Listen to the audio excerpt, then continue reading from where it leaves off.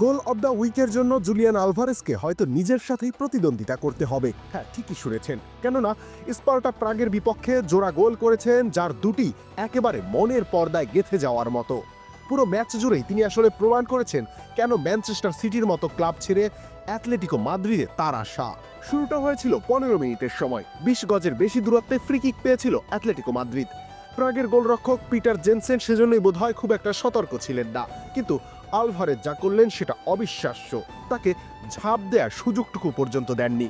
একেবারে নিখুঁত প্লেসমেন্টে খুঁজে নিয়েছেন জালের ঠিকানা।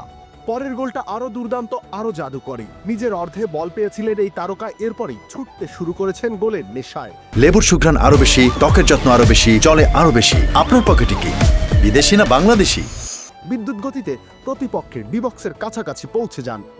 বাকিটা ছিল জিউলিয়ানো সিমিওনের সাথে তার বন্ধনের প্রদর্শনী। তিনি বল বাড়িয়ে দেন সতীর্থের দিকে, ফিরতি পাসে আবার তাকে খুঁজে নেন সিমিওনে। ততক্ষণে গোলরক্ষকের সঙ্গে 1 ভার্সেস 1 পরিস্থিতিতে চলে এসেছেন এই আর্জেন্টাইন। সেখান থেকে গোল করাটা কঠিন ছিল না তার জন্য।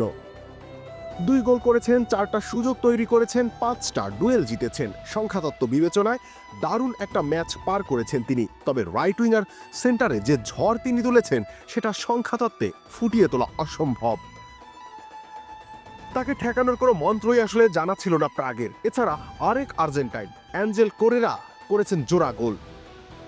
আলভেস সিলেস্তেদের জন্য উপভোগ্য ম্যাচই ছিল বটে। পেপ গার্দিওলার মূল পরিকল্পনায় কখনোই ছিলেন না আলভারেজ, অথচ এখন তিনি দিয়েগো সিমিওনের হাতের সবথেকে বড় অস্ত্র হয়ে উঠেছেন। জীবনে এজন্যই ঝুঁকি নিতে হয়। সবাইকে বিস্মিত করে দেয়া সাইনিং এখন হতে যাচ্ছে সময়ের অন্যতম সেরা সিদ্ধান্ত।